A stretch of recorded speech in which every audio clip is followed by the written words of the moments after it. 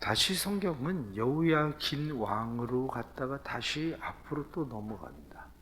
앞으로 또 넘어가서 여호야김에 대한 이야기를 합니다. 여호야김 시대의 이야기죠. 그런데 여호야김 시대의 이야기를 뭐라고 말씀을 하고 있느냐면 유다의 왕 요시아의 아들 때부터 이야기를 합니다. 왜냐하면 오늘 성경에 나타난 말씀 3절 보면 유다의 왕 아몬의 아들 요시아 왕 13째 해부터 오늘까지 23년 동안 지금 요시아 때부터 예레미야가 선지자 활동을 하기 시작했습니다. 선지자 활동을 하기 시작했는데 세월이 23년이 되었다는 겁니다. 여호야김의 시대까지 이르는 거죠. 여호야김의 시대에 이르러서 지금 예레미야 선지자가 이야기하기를 내가 23년 동안 계속해서 너희에게 하나님의 말씀을 전했는데 너희가 하나님의 말씀을 귀 기울여 듣지도 않고 그 말씀을 순종하지 않았다. 그래서 이제 하나님께서 너희에게 징벌을 가하게 될 거다. 그 징벌이 뭐냐면 첫 번째 바벨론 포로되는 605년, BC 605년에 일어나는 1차 바벨론 포로입니다. 그 1차 바벨론 포로에 대해서 9절에 나타난 말씀을 보면 성경은 말씀하기를 보라 내가 내 북쪽 모든 종족과 내 종 바벨론 왕 느부갓네살. 그러니까 바벨론은 하나님의 종이라는 거예요.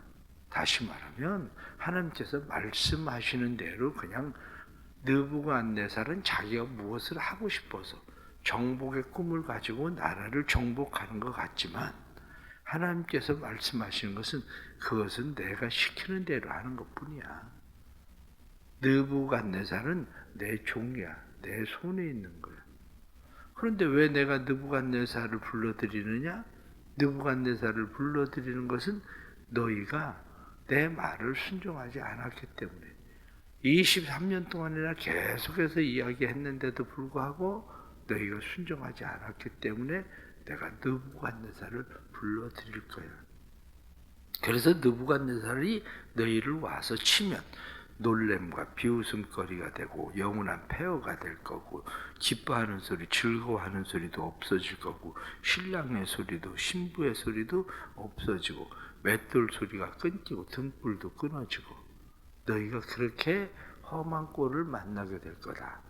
이렇게 이야기를 하시는 거죠. 그러면서 중요한 또 한 가지를 이야기하는데 그러면 70년 동안 너희가 바벨론 왕을 섬기게 될 거다. 그래서 그때부터 70년 동안 바벨론의 2차, 3차 포로가 일어나고 그리고 1차 포로 귀환이 일어나는 동안 70년 동안 그 일이 일어나는 거죠. 그것을 바벨론 1차 포로로 잡혀갔을 때에 잡혀간 사람이 누구냐면 다니엘이었어요. 다니엘이 1차 포로로 잡혀갈 때 잡혀가서 바벨론에서 그가 총리의 일을 하고 있다가 어느 날 예레미야에서의 70년이 차면 돌아오리라 이 말씀을 깨닫게 돼요. 70년이 차면 돌아오겠다. 그러면 이스라엘로 돌아갈 꿈을 꿔야 된다. 그래서 바벨론에 있던 사람들에게 70년이 차면 돌아가리라고 하신 대로 우리가 돌아가게 될 거다. 그래서 바벨론에서 이 다니엘은 돌아오지 않지만 그 백성들에게 70년이 차면 돌아오리라는 꿈을 심어주게 되죠. 바로 오늘 성경 본문에 나타난 말씀이 우리에게 또 다시 중요한 몇 가지 말씀을 해주고 있습니다. 그것은 우리가 한편으로 생각하면 하나님께서 우리에게 예레미야 한 사람을 통해서만 말씀하신 것이 아니라 이사야 선지자라든지 당시 많은 선지자들이 계속해서 하나님의 말씀을 전하는데 그것을 히브리서 1장 1절에 나타난 말씀은 뭐라고 이야기하느냐? 옛적에 하나님께서 선지자들을 통해서 여러 부분과 여러 모양으로 우리에게 말씀하셨다. 이렇게 얘기하거든요. 옛적에 선지자들이 통해서 여러 선지자를 통해서 다양한 방법으로 하나님께서 우리에게 말씀하셨다. 그렇습니다. 오랫동안 하나님께서 말씀하십니다. 하나님께서 우리를 부르시기 위해서 또 우리에게 깨닫게 하기 위해서 하나님은 여러 부분, 여러 모양으로 말씀을 하시는데 요나에게는 하나님께서 어떻게 말씀하십니까? 요나에게 하나님께서 말씀하시는 것은 태풍을 통해서 말씀하셔요. 다시스로 가고 있었던 요나에게 하나님께서 큰 풍랑이 일어나게 하고 그리고 도저히 그 풍랑에서 견딜 수 없으니까 결국엔 이 배의 죄인이 누구냐? 그래서 요나를 던지게 되는 거죠. 풍랑 속에서도 하나님은 그렇게 말씀을 하시기도 합니다. 우리가 성경에 나오는 룻기는 어떻습니까? 룻이라는 사람에게 하나님께서 말씀하시는 방법은 기근을 통해서 하나님께서 말씀을 하셔요. 그런데 단순한 기근이 아니라 남편 죽고 두 아들이 다 죽고 한마디로 그러한 재앙의 기근을 통해서 하나님께서 말씀하시죠. 세 여자가 다 남자가 없어져 버리는 그런 상황을 만나면서 그가 다시 돌아가야 되겠다. 그래서 그가 다시 돌아오게 되는 일. 지금도 하나님께서 여러 부분, 여러 모양으로 우리에게 말씀하신다는 것을 이해하지 못하면 하나님 내게 언제 말씀하셨는데 이렇게 말할 수밖에 없습니다. 그런데 하나님의 말씀은 때로는 세미한 소리로 우리에게 말씀하시기도 하고 환경을 통해서 말씀을 하시기도 하고 다른 사람 누군가를 통해서 말씀하시고 설교 말씀을 들을 때에 하나님 말씀하시고 기도할 때에 내 마음에 감동을 주셔서 말씀하시고 하나님께서 주시는 말씀은 다양합니다. 단지 중요한 것은 듣는 사람의 귀가 없으면 듣지 못한다는 거죠. 그런데 하나님의 말씀은 귀로 듣는 게 아닙니다. 하나님의 말씀은 귀로 듣는 게 아니라 하나님의 말씀은 마음으로 듣는 거예요. 왜 하나님의 말씀을 마음으로 듣는 것이 중요한가? 그 이유는 다른 것이 아니라 하나님의 말씀은 우리에게 정보를 알려주기 위해서 말씀하시는 게 아니기 때문에 그래요. 우리가 어떤 이야기를 들을 때에 우리는 어떻습니까? 하나님의 말씀을 듣는 것보다 때로는 많은 정보를 얻기 위해서 듣기도 합니다. 인터넷 아니면 유튜브 여러분들은 볼 때에 그 보는 것들을 어떤 마음으로 보게 됩니까? 그 말을 들을 때에 그것이 여러분들에게 정보를 제공합니까? 아니면 공감하는 이야기들입니까? 사람마다 다른 거예요. 정보를 얻기 위해서 하는 사람들. 음식을 만드는 사람은 음식 유튜브를 보면서 정보를 얻어요. 설탕 2숟가락 넣어야 되는구나. 그건 정보예요. 그건 내가 공감하는 것 같지만 그건 실상 공감이 아니라 그건 정보예요. 정보. 그러나 하나님이 우리에게 말씀하시는 것은 70년이 자면 돌아오리라 그건 정보가 아니라 그건 공감이에요. 우리에게. 그러니까 우리는 하나님의 말씀을 들을 때에 말씀을 듣는 태도가 필요한 거죠. 말씀을 듣는 태도의 첫 번째는 뭐냐? 그게 바로 마음 열기예요. 마음을 열어라. 하나님 앞에 예배를 드리는 사람들이 가장 처음에 해야 되는 일은 마음을 여는 거예요. 하나님에 대해서 마음을 여는 거. 교회에서 안내위원들을 세우고 그런 이유는 어디에 있습니까? 여러분들 교회 와서 교회 1년만 다니면 교회 주보가 어디 있는지 모릅니까? 교회 1년만 다니면 주보가 필요합니까? 요즘 교회 오는 사람들 주보가 사실은 거의 필요하지 않습니다. 왜 다 뜨는데? 광고까지 다 뜨는데 주보가 솔직하게 주보가 왜 필요합니까? 주보는 거의 필요하지 않습니다. 지금 새로 오는 사람들, 교회에 대해 잘 알지 못하는 사람들이 교회 주보가 필요한 거지 교회 주보가 사람들이 필요하지 않습니다. 교회 뭐 설교도 실려있고 칼럼도 있잖아요. 핸드폰 보면 다 나와요. 핸드폰에 이미 기록 다 돼 있어요. 그런데 주보를 왜 교회 오는 사람에게 주보를 왜 전해줍니까? 그게 마음 열기예요. 마음을 열기 위해서 반갑습니다. 일주일 동안 못 배웠는데 이렇게 얼굴 보니까 너무 반갑습니다. 내가 늘 저쪽에서 안내하고 있었는데 이쪽에서 안내하니까 1년 동안 못 보던 사람 여기 와서 얼굴 보게 되네. 왜냐? 내가 안내하던 쪽에 안내하면 1년 내내서도 이쪽으로 들어오는 사람은 한 번도 볼 일 없습니다. 그러니까 그게 장단점이 있는 거야. 교인들을 많이 아는 사람들은 자리를 바꿔서 쓸 때에 새로운 사람들을 만나고 그래서 반갑고 그런 거지. 그게. 그럼 마음 열기거든요. 마음 열기. 교회 오면 나를 반겨주는 사람이 있고 교회 오면은 그냥 얼굴 보고 서로 인사하고 그게 반가운 거죠. 근데 만약에 예배실 안에 들어와서 만나서 반갑다고 뭐 얘기하고 떠들고 그렇게 해보세요. 마음이 다치지.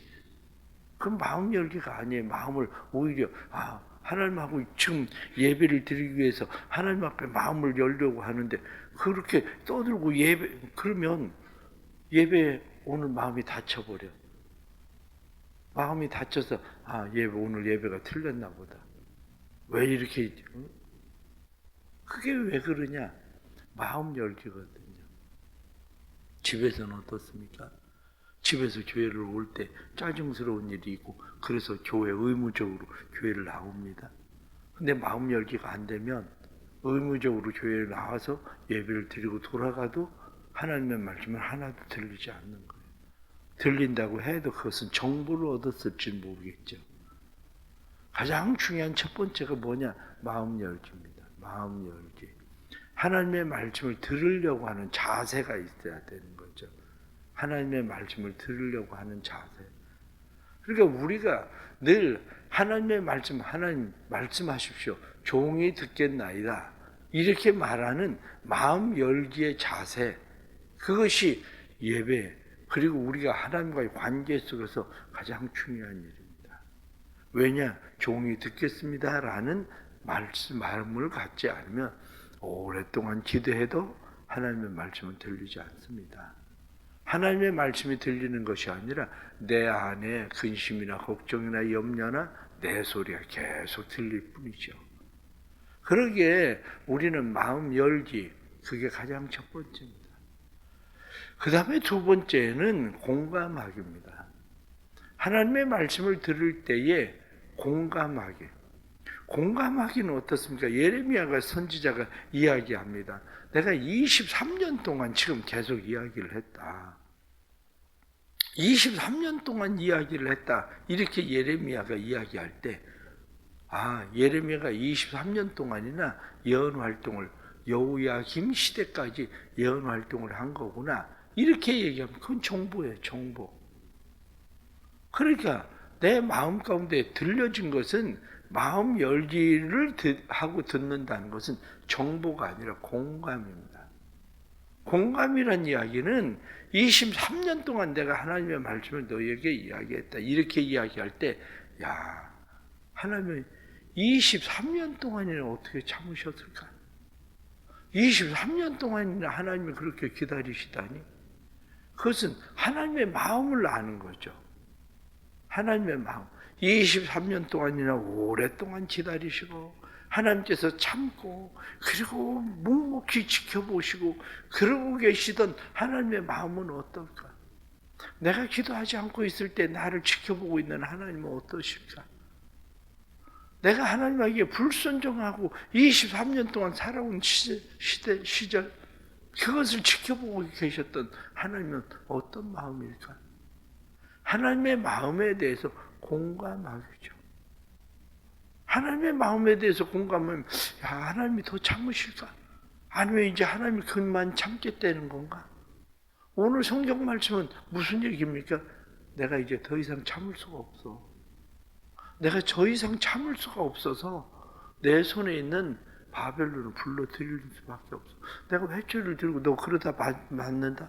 너 그러다 맞는다? 엄마 회초리가 무서워서가 아니라 엄마가 나를 때릴 수밖에 없구나. 만일 너희에게 징계가 없으면 너희는 사생자다. 성경이 그렇게 말씀한 것처럼 때려야 되는 하나님의 마음, 때려야 되는 엄마의 마음, 그 마음을 아는 거지. 그게 공감하기라는 것은 바로 그런 겁니다. 하나님의 마음을 아는 거예요. 아, 때리는 엄마는 얼마나 아플까? 때리는 하나님은 얼마나 아프실까? 그것도 1년, 2년이 아니라 하나님이 작정하시고 70년? 그러면 70년이면 바꿀 수는 있을까? 줄일 수 있을까? 공감하는 마음으로 그것을 느끼던 니느웨 사람들은 그걸 바꾸지 않아요. 공감하던 니느웨 사람들의 마음은 하나님께서 우리를 향해서 그렇게 진노하실 수밖에 없는데, 그래서 그들은 모두가 다 회개한다고요. 그래서 그들은 40일 있으면 이 성이 망할 거다 이렇게 이야기해도 바꾸거든요. 공감하는 마음, 그것은 어떻습니까? 엄마가 회초를 들기 시작했을 때 엄마 잘못했어요. 그리고 잘못했다고 하는 아이들은 그냥 5대 맞을 걸 한 2대 맞고 말아요. 근데 엄마 손에 붙잡혀서 뺑글뺑글 도망 다니고 그런 애들은 계속 쫓아다니면서 맞아요. 도망다니면서 맞고. 우리의 삶이 그런 거예요. 내 마음 가운데 하나님 앞에 공감하는가. 3번째는 순종하기입니다. 성경이 말씀하고 있는 것은 오늘도 우리에게 계속해서 말씀하시는 것이 무슨 말씀입니까? 5절에 나타난 말씀 보니까 그가 이르시기를 너희는 각자의 악한 일과 악한 악행을 버리고 돌아오라. 그리하면 나 여호와가 너희와 너희 조상에게 영원부터 영원까지 준 땅에서 살리라. 내가 너희에게 그렇게 이야기를 한다. 그런데 그 앞에 나오는 말씀은 4절에 뭐라고 되어 있습니까? 그의 모든 선지자를 너희에게 끊임없이 보내었으나 너희가 순종하지 아니하였으며 귀를 기울여 듣지도 아니하였느니라. 순종하지 아니하였으며 하고 말씀한 것처럼 순종하지 않았다. 그렇습니다. 말씀 듣기는 순종입니다. 하나님의 말씀을 순종하려고 듣는 거지, 하나님의 말씀을 우리 행동으로 옮기려고 하는 거지. 여러분들은 어떻습니까? 자녀들을 보면서 아이가 머리가 조금 나쁜 건 알아요. 엄마가. 자기가 난 자식인데 자기가 모르겠어요? 자기가 머리가 나쁜데? 그걸 모르면 좀 이상한 엄마지. 그걸 자기가 알아. 그런데 중요한 거는 아이가 그래도 공부하려고 그냥 책상에 앉아있는 모습을 보면 그게 안타까운 거야. 그래도 공부해보려고 저러는데 참 그렇게 놔줘서 내가 미안하다. 그런 마음이 생기지. 그런데 공부를 하라고 그래도 얼마나 공부를 안 하는지. 그러면 비록 내가 그 머리를 물려줬어도 그 애가 불쌍한 게 아니라 그런 거예요. 우리가 삶이. 하나님께서 우리가 하나님 앞에 그래도 순종해 보려고 하면, 하나님의 말씀에 순종하려고 기도하려고 하고 하나님 앞에 예배자가 돼 보려고 하고 우리가 마음의 영혼들을 품고 전도해 보려고 하고 하나님의 말씀에 순종하려고 하면 하나님께서 오늘 성경에 나타난 말씀처럼 너희 조상들에게 준 영원부터 그 땅에 영원부터 영원까지 내가 너희에게 살게 해줄 수도 있다. 그런 거죠. 오늘 성경에 나타난 말씀 우리가 보면서 우리의 삶 속에 우리가 기뻐할 일, 즐거워할 일들이 점점 없어지거든 생각해야 돼요. 꼭 전쟁이 일어나야만 우리의 삶에 무엇이 되는 건 아니에요. 우리는 끊임없이 마음과 우리의 생각 속에 전쟁이 일어납니다. 우리의 마음과 우리의 생각 속에 전쟁들이 일어나는데 그것들이 내 삶의 기쁨과 즐거움을 빼앗아가면, 내 웃음을 빼앗아가면 성경에 나타난 말씀처럼 등불에 빛이 꺼진다 이렇게 말씀하는 것처럼 우리의 삶이 환하게 비춰지는 무엇이 사라지고, 그러면 해야 되는 게 뭡니까? 순종해야 된다는 거예요. 하나님의 말씀에 순종해라. 그러면 방법은 있다. 이렇게 이야기하시는 거죠. 오늘 주시는 이런 말씀들을 보면서 우리가 해야 되는 일들이 무엇인지 우리가 다시 하나님 앞에 생각할 수 있길 바랍니다. 하나님의 말씀을 듣는 건 정보를 얻기 위해서가 아닙니다. 정보를 얻기 위해서가 아니라 하나님의 말씀을 듣는 것은 순종하기 위해서 듣는 겁니다. 그러기 위해서 우리는 하나님 앞에 나왔을 때에 성경을 읽을 때에 마음 열지 우리의 마음을 열어야 됩니다. 우리의 마음을 열고 하나님의 말씀을 들을 때에 내 마음, 내 생각이 아니라 하나님의 마음, 하나님의 생각을 읽는 공감하기. 그뿐만 아니라 때로는 하기 싫을지라도 아멘하고 순종할 수 있는 순종하는 마음. 이 삶이 우리의 삶 가운데 일어나면 하나님의 영원히 우리의 하나님이 되실 것이고 하나님은 우리에게 잘해 주시려는 생각을 가지고 계신다는 겁니다. 우리 성도들의 마음 가운데 늘 하나님 앞에 나아갈 때에 우리의 마음이 열리기를 축복합니다. 그리고 말씀이 들려지는 공감하는 은혜가 있기를 바랍니다. 말씀을 순종할 수 있는 삶의 능력이 생기기를 축복합니다. 기도하겠습니다. 연약하고 부족한 우리를 하나님께서 여러 시대, 여러 모양으로, 여러 선지자를 통해서 말씀하셨다고 말씀하신 것처럼 오늘날에도 하나님은 우리에게 끊임없이 말씀하십니다. 자연을 통해서 말씀하시고 사람을 통해서 말씀하시고 환경을 통해서 말씀하시고 성경 말씀을 통해서 우리에게 말씀하시고 우리에게 계속해서 말씀하시는 하나님의 음성이 있지만 저희들은 하나님의 음성을 귀로만 듣고 마음으로 하나님의 음성을 듣지 않습니다. 하나님의 말씀을 마음으로 받을 수 있도록 도와주옵소서. 종이 듣겠나이다. 주여 말씀하소서 하는 그런 마음이 우리의 마음 가운데 있게 해주셔서 하나님의 말씀을 들을 수 있는 귀가 열려지도록 성령님 도와주옵소서. 사랑하는 성도들의 마음 가운데 하나님의 말씀이 귀로만 들려지는 것이 아니라 하나님의 마음이 들려지게 해주옵소서.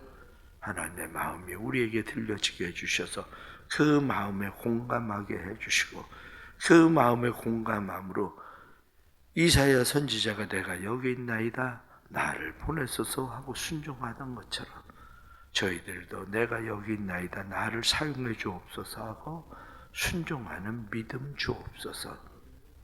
잘하는 교회가 오이코스들을 마음에 품고 오이코스들을 위해서 전도하는 오이코스 우리가 초청일이 있습니다. 은혜 베풀어 주시고 마음 가운데 이 영혼들이 들어오게 해주시고 이 영혼들이 주께 돌아오도록 역사해 주옵소서. 그들의 마음속에 하나님의 음성이 들리게 해주시고 여러 환경으로 들려지는 하나님의 음성을 들을 수 있게 해주셔서 주께 돌아오는 역사가 나타나게 하여 주옵소서. 오늘도 믿음으로 새벽에 주 앞에 나와서 주의 음성 들으며 하루를 시작합니다. 주님의 마음 주시고 주님의 사랑 품게 해주시고 그 사랑 안에 거하도록 성령님 도와주옵소서. 수능시험을 준비한 사랑하는 자녀들에게 은혜 주시고 오늘 시험을 치르는 모든 일들 가운데 성령님의 역사가 일어나게 해주시고 그동안 기억 공부했었던 것들 잘 기억하고 오늘 잘 정리할 수 있도록 도와주셔서 수능시험도 하나님의 은혜 가운데 치를 뿐만 아니라 그러한 일들 속에서 하나님의 음성을 들을 수 있는 은혜가 임하도록 도와주옵소서. 오늘 하루의 삶도 성령님 역사하시고 은혜와 진리 가운데 거하게 해 주옵소서. 예수님의 이름으로 기도드리옵나이다. 아멘.